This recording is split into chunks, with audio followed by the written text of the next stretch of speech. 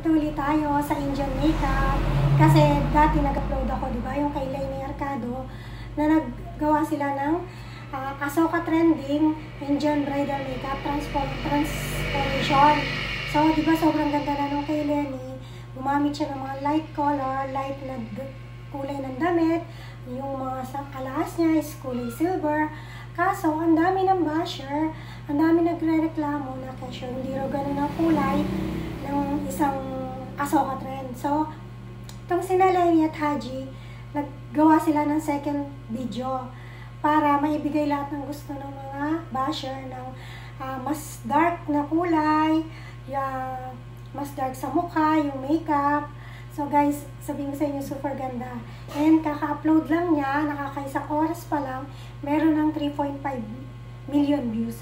So guys, panoorin natin. Sobrang ganda, mapapo ka talaga.